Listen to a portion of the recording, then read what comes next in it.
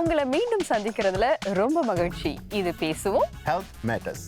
2021ஆம் ஆண்டு ஒரு ஆய்வு நடந்தது. அந்த ஆய்வில் என்ன கண்டுபிடிச்சாங்கன்னா, தென்கிழக்கு ஆசியாவிலேயே சிங்கப்பூரில் தான் நீரிழிவு நோய் பரவலாக இருக்குன்னு அந்த ஆய்வு காட்டியிருக்கு. பெரியவர்கள் எண்ணிக்கையில் 14.2 விழுக்காட்டினருக்கு நீரிழிவு நோய் இருக்குன்னு இன்டர்நேஷ்னல் டயபிட்டிஸ் ஃபெடரேஷன் சொல்லுது. சரியா சொன்னீங்க கார்த்திக். பொதுவாக இருக்கிற ஒரு கருத்து என்ன அப்படின்னு பார்த்தீங்கன்னா, வயது முதிர்ந்தவர்களுக்கு தான் இந்த நீரிழிவு நோய் இருக்கும் அப்படின்ட்டு. ஆனால் இப்போ சர்வ சாதாரணமாக இளம் வயதினருக்கே இது வருது. அப்படின்னா உங்களுக்கு வரல கருத்தி? எனக்கு வரல கருத்தி. ஏன் ஷாமினி, உங்க வாயில நல்ல வார்த்தையே வராதா? இல்ல, இளம் வயது ஒரு ஃப்ளோல அப்படிதான். எந்த ஃப்ளோ வேண்டாம். ரசிகர்களே, இளையர்களுக்கு ஏன் நீரிழிவு நோய் இப்ப பரவலா வருது, அதை பத்தி நம்ம இன்னைக்கு பேச போறோம். சரியா? சரி கருத்தி, நீங்க டென்ஷன் ஆகாதீங்க. 2 பேர் வருவாங்க, கூப்பிடுங்க. வந்துட்டாங்க. அவங்கள சந்திப்போம். இதோ விஷ்ணு மற்றும் ஹம்சப்ரியா.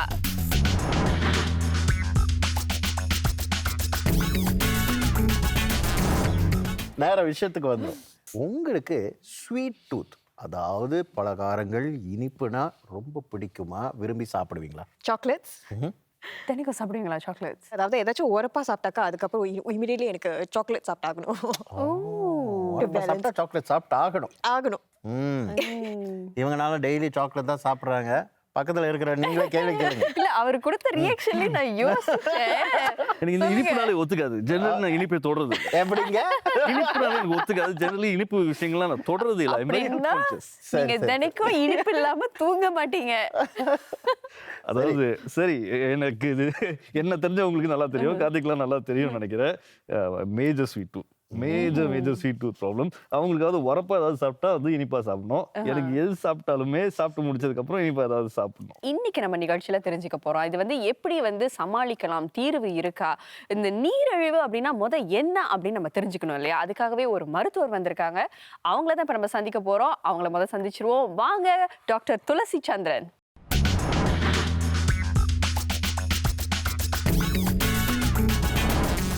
டாக்டர் துளசி குடும்ப நல மருத்துவர் இவங்க. டாக்டர், நீங்க சொல்லுங்களேன், இந்த நீரிழிவு அப்படின்றதுனா என்ன?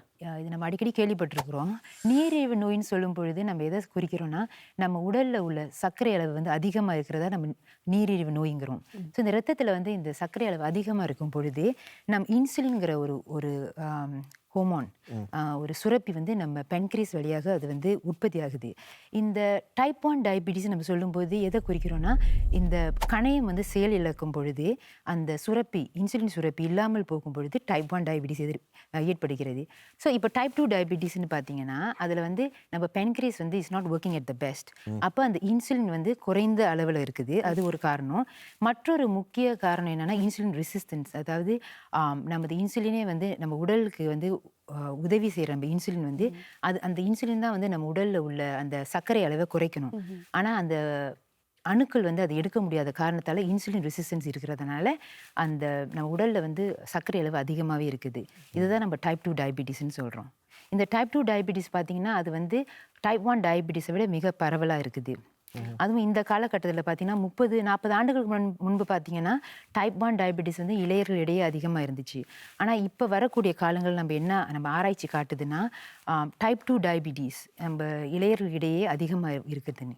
இளையர்களுக்கு இது அதிகமாக வருது அப்படின்னு நம்ம கேள்விப்படுறோம். இதுக்கு என்ன காரணம்னு நினைக்கிறீங்க டாக்டர்? ஒன்று ஒபிசிட்டி, உடல் பருமன். இப்போ நம்ம சாப்பிடக்கூடிய உணவுலையும் சரி, நம்ம நடைமுறை, அதாவது நம்ம வாழ்க்கை முறை, நம்ம சிடென்டரி லைஃப் ஸ்டைல் ரொம்ப அதிகமாக நம்ம இருக்கிறதால, அதாவது உட்கார்ந்து கொண்டே நம்ம அதிக வேலை செய்வதனால இதுவும் இன்சுலின் ரெசிஸ்டன்ஸ் அதிகமாகுது. ஆய்வு என்ன காட்டுதுன்னா, ஒபிசிட்டி ப்ளஸ் இந்த சிடென்டரி லைஃப் ஸ்டைல் ரெண்டுமே இன்சுலினோட எதிர்ப்பை அதிகரிக்குது. இந்த நிலையில் இப்படியே இருக்கும் பொழுது முதல் கூறியது போல நமது உடல் சர்க்கரை அதிகமாக இருக்குது. அது 2 விஷயம். இன்னொன்று மரபு, அதாவது ஜெனட்டிக்ஸும் அது காரணம், கண்டிப்பாக காரணம். ஆனால் சிங்கப்பூரை பொறுத்த வரைக்கும் நம்மளுடைய உடல் பருமன், நம்மளோட சிடென்டரி லைஃப் ஸ்டைல், இது 2 தான் நம்ம மாடிஃபையபிள் ரிஸ்க் ஃபேக்டர்ஸுங்கிறோம். அதாவது நம்ம மாற்றக்கூடிய விஷயங்கள்னால் இது 2ஐயும் பார்க்கலாம். இது 2ஐயும் பார்க்கும்பொழுது நம்ம இதை டேக்கிள் பண்ணணும்னா இளையர்களிடையே உள்ள இந்த நீரிழிவு நோயை நம்ம குறைக்க பார்க்கலாம். உடலில் சர்க்கரை அதிகமானுச்சுன்னா என்ன நடக்கும் நம்ம உடலுக்கு? முக்கியமாக என்ன நடக்குதுன்னா நமது இரத்த குழாய்கள். சரி, இதில் வந்து நம்ம வந்து மைக்ரோவெஸ்குலர் டிசீஸ், மைக்ரோவெஸ்குலர் டிசீஸ்ன்னு பார்க்கலாம். அதாவது இந்த இரத்த குழாயில் அடைப்பு எங்கே ஏற்படுதுன்னா நமது இருதயம், நமது மூளைக்கு செல்லக்கூடிய இரத்த குழாய்கள், கால்களுக்கு செல்லக்கூடிய இரத்த குழாய்கள், மற்றபடி இந்த சிறு இரத்த குழாய்கள்னு பார்த்தீங்கன்னா அது வந்து கிட்னி, சிறுநீரகம், கண்கள், நமது நரம்பு, இதுக்கெல்லாம் போகக்கூடிய அந்த இரத்தத்தில் வந்து அழுத்தம் ஏற்படுது. இதனால் வந்து அக்சலரேட்டட், அதாவது கூடிய சீக்கிரத்திலே வந்து நம்ம இரத்த குழாய்கள் வந்து இந்த அடைப்புகள் ஏற்படும் போது தான் மாரடைப்பு, பக்கவாதம், சில பேருக்கு வந்து கண்களை கூட இழக்கக்கூடிய, பார்வையை இழக்கக்கூடிய கட்டாயத்துக்கு வரலாம். மற்றவர்கள் பார்த்தீங்கன்னா சிறுநீரகங்கள் அதுவும் பழுதடையலாம். அதே நேரத்தில் கால்களில் வந்து இந்த மறுப்பு ஏற்படும் பொழுது, புண்கள் ஏற்படும் போது, தெரியாமல் போகும்போது அதிலும் அவங்களுக்கு வந்து பிரச்சனை ஏற்படலாம். அந்த குணமாகிறதுக்கு வந்து இன்னும் நீண்ட காலம் எடுக்கும் இல்லையா? அந்த புண்ணு அது எடுக்கலாம். அதுவும் ஒன்று, நிறைய நாட்கள் எடுக்கலாம். சில பேருக்கு தெரியாமலே இருக்குதுல்ல, அந்த மாதிரி காலகட்டத்தில் வந்து ஒரு பெரிய இன்ஃபெக்ஷன் வந்து அவங்களோட காலே எடுக்கிற அளவுக்கு பிரச்சனை வரலாம். சுகர் அவ்வளோவா தொடாதவங்க, ரொம்ப கேர்ஃபுல்லாக இருக்கிறவங்க, இந்த மாதிரி நிறைய பேருக்கு டயபிட்டிஸ் வரதும் உண்டு. சரி பரவாயில்லன்னு நிறைய இனிப்பு சாப்பிட்றவங்க, இனிப்பு ரிஸ்ட்ரெயின் பண்ணாதவங்க, அவங்களுக்கு வராமல் இருக்கிறதும் உண்டு. ஸோ அதுலேயே வந்து நம்மளுக்கு ஒரு சின்ன ஒரு நம்பிக்கைன்னு சொல்லலாம் வந்துடுது. சரி நம்ம ரொம்ப ஹெல்த்தியாக சாப்பிட்டாலும் வரதுக்கு வாய்ப்பு இருக்குது, இஷ்டப்படி சாப்பிட்டாலும் வராமல் இருக்கிறதுக்கு வாய்ப்பு இருக்குது. ஸோ வைல் இட், சரி என்ஜாய் பண்ணலாம் லைஃபை அப்படின்னு சாப்பிட்றோம். So is that okay? ஏன் வந்து அப்படி சாப்பிடாதவங்களுக்கு வருது, சாப்பிட்றவங்களுக்கு வராமல் இருக்குது? அதில் வந்து அந்த உடல் பருமன் நீங்கள் சொன்னீங்க, அதில் வந்து சேர்த்து சொல்லணும்னா நான் வந்து அப்படியே மெலிசா இருந்தேன்னா எனக்கு வராது அப்படிங்கிற ஒரு எண்ணமும் இருக்குது. ஸோ அதை அவர் கேட்ட கேள்விக்கு என்ன பதில்? ஓகே, இது வந்து மல்டி ஃபேக்டோரியல்னு சொல்லுவோம். அதாவது இப்போ நீங்கள் சொன்னீங்க பார்த்தீங்களா, அவங்க உடல் எடை வந்து ரொம்ப பெரிதாகவும் இல்லை, ஆனால் அவங்களுக்கு வரதுக்கு வாய்ப்பு இருக்குது, அவங்க வந்துருக்குது ஒரு அந்த மாதிரி அந்த மாதிரி பார்க்கும்பொழுது நம்ம வந்து ஜெனட்டிக் ஃபேக்டர்ஸ் இன்க்ளூட் பண்ணலாம். தெர் ஆர் மெனி ஃபேக்டர்ஸ் அவங்களுக்கு வரதுக்கு வந்து காரணம் என்னன்னு. ஆனால் இதில் முக்கியம் என்னென்னா வராமல் தடுப்பது தான் முக்கியம். ஸோ இப்போ அவங்க தொடர்ந்து இந்த மாதிரி அதிகமாக அவங்க உணவில் வந்து சர்க்கரையை சேர்த்துக்கிட்டாங்கன்னு வச்சுங்களேன், ஒரு காலகட்டத்தில் வந்து இதுவே ஒரு காரணமாக இருக்கலாம். ஏன்னா நம்மளுடைய பென்க்ரியஸ் கணையத்துக்கும் ஒரு லைஃப் ஸ்பென் இருக்குது அல்லவா, அது அதிகமாக உற்பத்தி செய்யும் பொழுது, இப்போ அவங்க அதிகமாக இனிப்பு வகை சாப்பிடும் பொழுது சர்க்கரை அதிகமாகும் போது அந்த பென்க்ரியஸ் வந்து அதிகமாக வேலை செய்யுது. அப்புறம் ஒரு காலகட்டத்தில் செயல்பாடை இழக்கும் பொழுது அதுவே டயபிட்டிஸாக மாறிடுது. நம்ம சாப்பிடக்கூடிய சராசரி உணவில் எவ்வளவு சர்க்கரை இருக்கு, அதை பற்றி தான் நம்ம அடுத்த ஒரு நடவடிக்கை செய்ய போகிறோம். ஆமாம், அது 2 பேருக்கும் டெஸ்ட். அதாவது நீங்கள் இது தினைக்கும் சாப்பிட்ற ஒரு விஷயம் தான், இதில் கூட இவ்வளோ இருக்கா, இவ்வளோதான் இருந்துச்சா அப்படின்னு நீங்களே இப்போ தெரிஞ்சுக்க போறீங்க. நீங்கள் சொல்கிற அளவுகள் வந்து சரியா அப்படின்றத நம்ம டாக்டர் சொல்லுவாங்க. அதனால வாங்க போகலாம். 3 சாப்பாடு வகைகள் இருக்கு. இந்த ஒவ்வொரு விஷயத்துலையும் எவ்வளவு சர்க்கரை இருக்கு அப்படிங்கிறத இந்த போல் இருக்கு இல்லையா, இதில் போட்டு காட்ட இருக்கீங்க. ஜூஸ் இருக்கு, இது வந்து ஒரு பவர் ஜூஸ். இதில் வந்து காய்கறிகளும் இருக்கு, பழ வகைகளும் இருக்கு. இரண்டாவது நீங்க பாத்தீங்கன்னா அது வந்து யோகட், தயிர். அதுவும் வந்து it's flavoured mango flavoured yoghurt அது. அப்புறம் அது பக்கத்துல பாத்தீங்கன்னா கிரனோலா பா. இப்போ இந்த ஜூஸும் சரி அந்த யோகட்டும் சரி ரெண்டுமே வந்து 100 ml தான். அந்த 100 ml எவ்வளவு சர்க்கரை இருக்குன்றதை நீங்க சொல்லணும். ஸோ இப்போ முதல்ல அந்த ஜூஸ்ல வந்து எவ்வளவு சர்க்கரை இருக்கு அப்படிங்கிற அளவை காட்டுங்க பார்ப்போம். 100 1 ஸ்பூன் போடுறாரு, 10 கிராம், ஒரு 22 கிராம் ஆயிருச்சு, ஒரு 25 கிராம் இருக்கும்னு நம்புறேன். 100 ml விஷ்ணு 100 ml. ஓகே, சரி. ஹம்சப்ரியா என்ன சொல்லியிருக்காங்கன்னா 100 ml வந்து 100 மில்லிமீட்டர்ல வந்து 5 கிராம் தான் இருக்கும். 5 கிராம் சர்க்கரை அப்படின்னு ஹம்சா சொல்லியிருக்காங்க. இங்க வந்து விஷ்ணு வந்து பெரிய மனசுங்கிறதுனால ஜூஸ்ல வந்து 25 கிராம் சர்க்கரை இருக்கு அப்படின்னு அவர் நம்புறாரு. டாக்டர், இது 2ல எது சரி? இதில் வந்து ஆக்சுவலி 9 கிராம்ஸ் இருக்குது, 9 கிராம் இருக்குது. 5 கிராம் ரொம்ப 9 கிராம் சர்க்கரை, இங்க வந்து 25 சொல்லியிருக்காரு. அது வந்து ஒரு 4-5 கிளாஸ். சரி, அடுத்து வந்து யோகட், அதாவது ஃப்ளேவர்ட் யோகட், மேங்கோ ஃப்ளேவர் அதில் கலந்துருக்கு, இனிப்பான தயிர். அதில் வந்து எவ்வளவு சர்க்கரை இருக்கும்? இதில் ஒரு 25 இருக்கும் நினைக்கிறேன். 25. அந்த யோகட் ஃப்ளேவர்ட் யோகனா அதுல வந்து 14 கிராம் இருக்கும்ன்றாங்க. 14. இங்க வந்து விஷ்ணு 25 கிராம் அதுதான் இருக்குது அப்படின்றாரு. அதே 25 கிராம் அது ஒரு குறைஞ்சபட்சம் ஒரு 2 டீஸ்பூன் இருக்கும் இல்லையா டாக்டர்? அங்கே 14, இங்கே 25. இது சுவை சேர்த்த யோகடா இருக்கிறதால இது ஆக்சுவலி ஒரு 13 கிராம்ஸ் இருக்குது. ஸோ பரவாயில்லையே, கரெக்டாக தான் பண்ணியிருக்கிறீங்க. இது கொஞ்சம் அதிகமாகவே தான் இருக்குது. 2 மடங்கு அதிகமாக இருக்குது. அடுத்தது ஒரு கிரெனோலா பா. அதில் எவ்வளவு சர்க்கரை இருக்குது அப்படிங்கிறத 2 பேரும் இப்போ முடிவு பண்ண போகிறாங்க. விஷ்ணு இந்தாங்க. இதில் குறைவாக தான் இருக்கும். இருங்க, இதில் குறைவாக இருக்கும்னு சொல்கிறாரு விஷ்ணு. ஆனால் இங்கே தானே ட்விஸ்ட் வைப்பீங்க, இதில் தான் கூட இருக்கு. 10. சரி, விஷ்ணு வந்து ஒரு கிரெனோலா பால 10 கிராம், அதாவது 1 டீஸ்பூன் இருக்கும் அப்படின்னு நினைக்கிறாங்க. 1 டீஸ்பூன் சர்க்கரை இருக்கும்னு நினைக்கிறாங்க. ஹம்சப்பிரியா அவங்க வந்து 20 கிராம் இருக்குன்னு சொல்றாங்க. 20 கிராம் அப்படின்னு அவங்க சொல்றாங்க. டாக்டர் ஆக்சுவலி சரியான விடை விஷ்ணு தான். ஓரளவு குத்து மதிப்பாக பார்த்தீங்கன்னா ஒரு 11 கிராம்ஸ் இருக்குது. 11 கிராம்ஸ். தினசரி சாப்பிட்ற உணவு வகைகளே வந்து சர்க்கரை அளவு இருக்கு. இது தெரியாம சாப்பிட்டதுக்கு அப்புறம் ஒரு டிசர்ட் அடிப்போம், டிசர்ட் சாப்பிட்டதுக்கு அப்புறம் ஒரே ஒரு சின்ன சாக்லேட் பார் சாப்பிடுவோம் அப்படின்னு சொல்லும் போது உங்க சர்க்கரை அளவை வந்து நீங்க வந்து இன்னும் ஏத்துறீங்க நீங்க சாப்பிட்ற உணவுல இல்லையா? அதனால இன்னும் இந்த நீரிழிவு நோயை பத்தி நிறைய நம்ம பேச போறோம். இந்த இடைவேளைக்கு பிறகு இணைந்துருங்க. இது பேசுவோம் ஹெல்த் மேட்டர்ஸ். சாப்பிட்டுட்டாரு.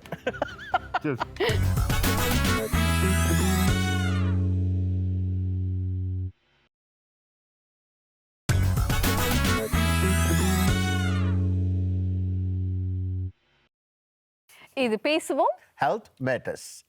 ஷாமினி, இன்னைக்கு ஒருத்தருடைய கதையை நம்ம கேட்க போகிறோம். இவருக்கு தன்னுடைய 16வது வயதிலேயே நீரிழிவு நோய் வந்திருக்கு அப்படின்னு அவருக்கு தெரிய வந்திருக்கு.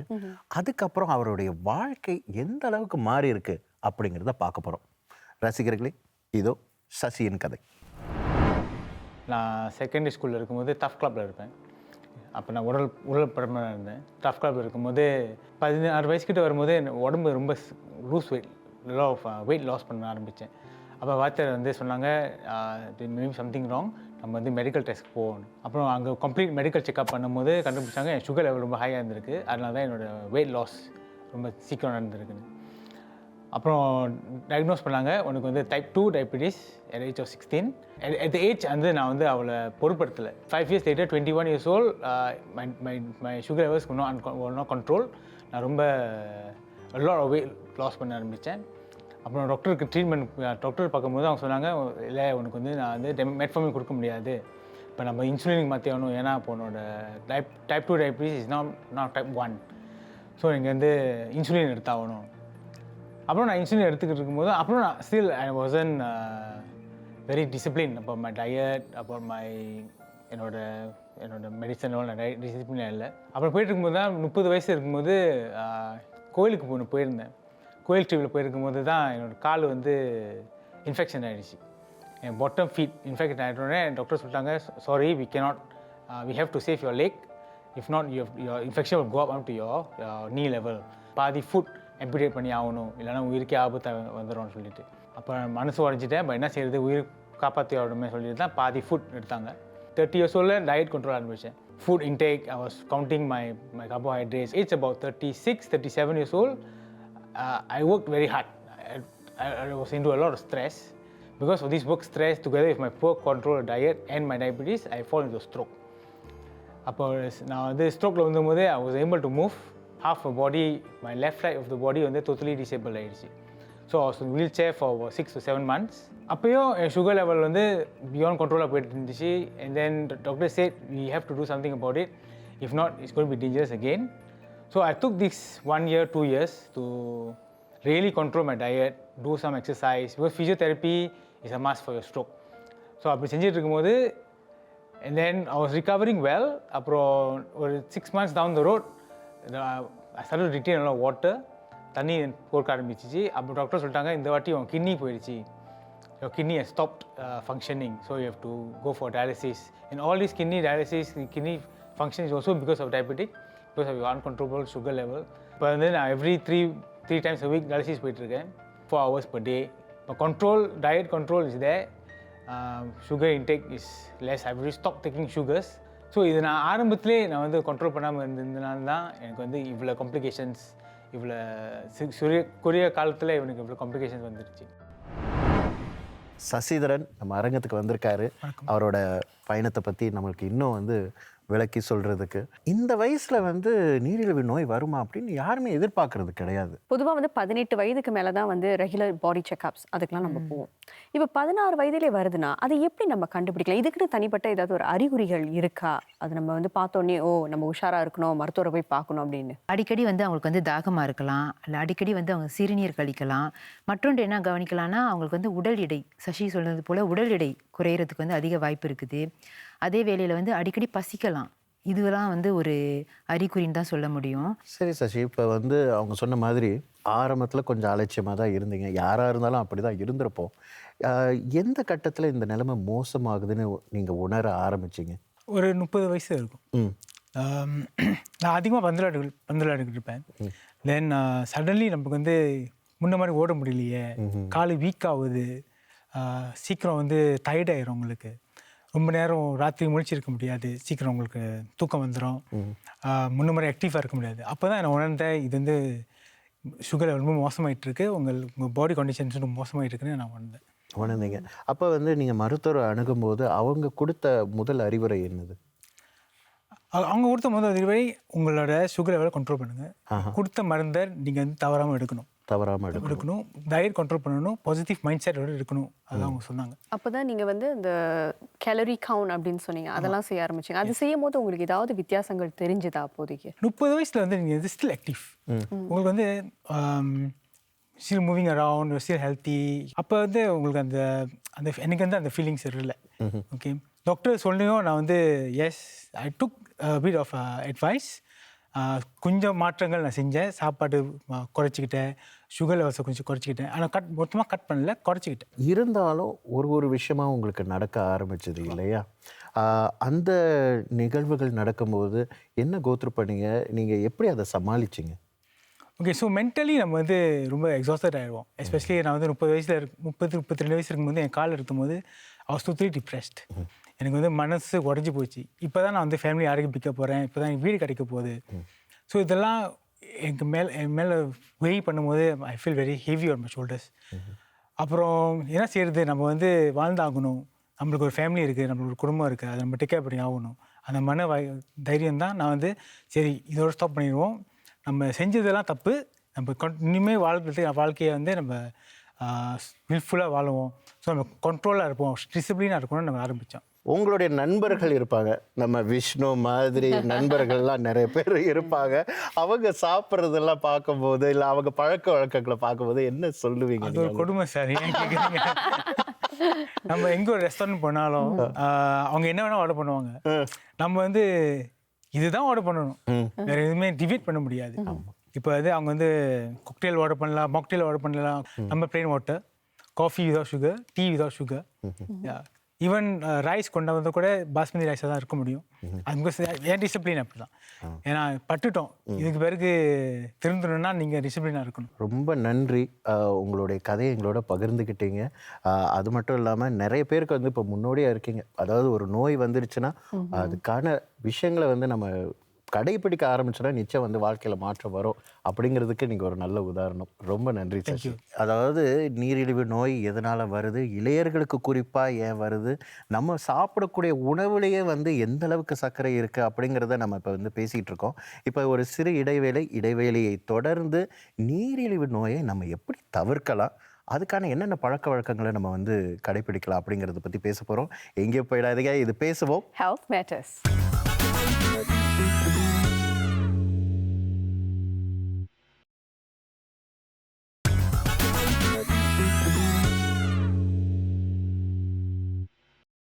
இது பேசுவோம் ஹெல்த் மேட்டர்ஸ். நீரிழிவு நோயை பற்றி தொடர்ந்து பேசிகிட்டு இருக்கோம். அந்த வகையில் இது எப்படி இளம் வயதிலேயே வராமல் தடுக்கலாம் அப்படின்றத இப்போ நம்ம டாக்டர்கிட்ட கேட்க போகிறோம். சொல்லுங்கள் டாக்டர். சாப்பிடக்கூடிய உணவு வகைகள், இதில் வந்து நம்ம அதிகமாக வந்து நம்ம என்ன பண்ணுறோம், எல்லாமே சேர்த்துக்கிறோம், உப்பு சேர்த்துக்கிறோம், கொழுப்பு சத்து அதையும் சேர்த்துக்கிறோம், சர்க்கரையும் சேர்த்துக்கிறோம். இதையெல்லாம் நம்ம குறைக்க முடிக்க குறைக்கிறதுக்கு வந்து நம்ம வந்து ஒரு முயற்சி போட்டோம்னா நமக்கு வந்து உடல் பருமனும் குறையும், அதே நேரத்தில் இந்த டயபிட்டிஸ் வர வாய்ப்பும் குறையும். இப்போ கைட்லைன்ஸ் என்ன சொல்கிறாங்கன்னா 150 நிமிடங்கள் ஒரு வாரத்துக்கு நம்ம வந்து ஒரு மாட்ரேட் ஆக்டிவிட்டியில் பங்கெடுக்கணும். அப்படி முடியாட்டினா சிலர் என்ன பண்ணுவாங்கன்னா நல்லா இன்டென்ஸ் ஆக்டிவிட்டி அப்படி பண்ணிங்கன்னா ஒரு 75 நிமிடம் ஒரு வாரத்துக்கு நீங்கள் பண்ணிங்கன்னா அதுவும் வந்து ரொம்ப சிறப்பாக இருக்கும். நம்ம வந்து புகைப்பிடிக்கும் பழக்கமும் மதுபானம் எடுக்கும் பழக்கத்தையே நம்ம வந்து தவிர்க்கிறது ரொம்ப நல்லது. ஹெல்த் ப்ரொமோஷன் போர்டு இருக்கு இல்லவா, அது வந்து அழகாக வந்து ஹெல்த்தி பிளேட் சொல்லிட்டு ஒன்று இயக்கியிருக்கிறாங்க.